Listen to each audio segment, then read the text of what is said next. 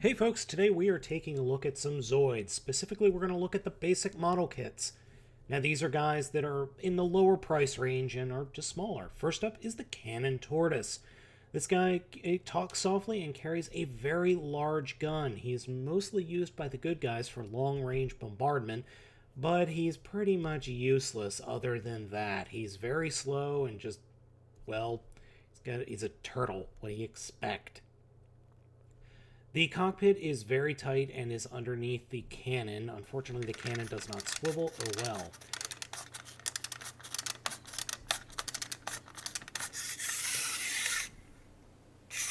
As you can see, he does have some issues moving, and it's not... Well, I think it just has to do with the fact that the actual motor inside is a little bit dull. I had to reassemble this guy out of the box because it looked like he had fallen apart. And he is missing some pieces, especially on the legs. But overall, he's a pretty cool little guy, highly customizable. Next up is the Gun Sniper. I hated the original color scheme of this thing. I just absolutely hated it, which you can see right there. Just hideous. So when I got a hold of this guy years ago, I went to town and painted it. Well, I painted it. Let's just leave it at that.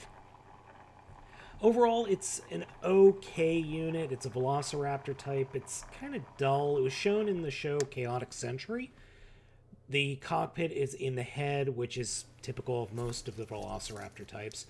The basics either have that white piece that you spin or an extra piece that doubles as a gun that you plug into the side and actually rotate and screw up the actual motor bit. This unit also is supposed to be a sniper. It also doesn't seem to walk so great.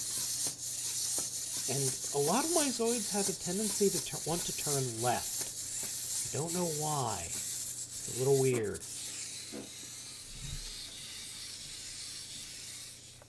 Next up is the Terra Striker, otherwise known as the boring flying type. This guy was shown in all of the shows quite a bit as the only flying unit available for a long time for the good side and the bad sides. It's okay, it's just kind of dull. There's nothing great about it. It's got very little armament, it drops some bombs, has some missiles, that's it. Of course, the cockpit is in the head. Now, this unit does have the weird ability to turn its head, which not a lot of units can do. Its walking is a little on the boring side. It flaps its wings. It's just not my favorite unit in the world. It's just a little dull. I find a lot of the flying units to be rather dull. Yep. Walk along, little Terra Striker. Walk along. Next up, we have the Spino Snapper. This is the only one let me try that again. This is the only Zoid in this video that will have its own weapons that fold out. There are the saw blades on the back that fold out. It also comes with an extra mining, drilling attachment that can replace the saws there on the back. Interesting but weird. This is also a figure that I painted. I painted it white and black. The original reason that I think I remember was that the paint the paint scheme of the figure when I got it was not that good. The white just didn't work. And this is another one like the Gun Sniper and the Rev Raptor we'll see in a little bit, that you have an extra piece that you pull off and use it to wind it up.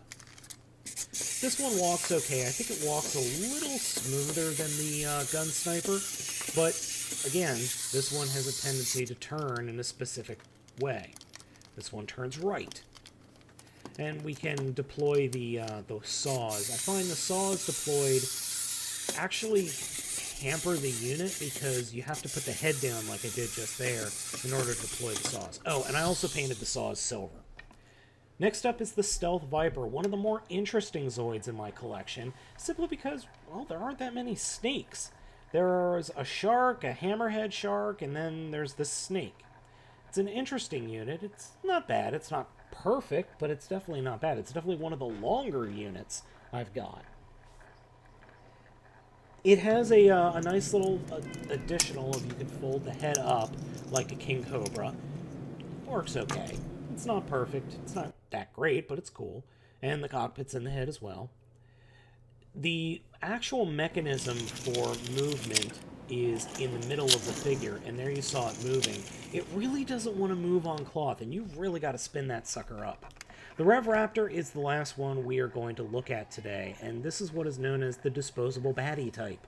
In the shows, this is apparently a really good unit. It's really fast, it's great for infantry, but it has no long-range weaponry, so it has to depend on short-range combat. Again, it's in the head. And again, we have one of those pieces that you need to spin it up. Unfortunately, this figure, I think there might be something wrong with it, because even though it spins up, it winds down really quickly, and it doesn't want to really move under its own power. I think there's something's wrong with the motor. It just doesn't want to move under its own power all that much, so I kind of have to move it. Now, it is cool that the little blades there, the little sights, wiggle on their own. That's pretty cool.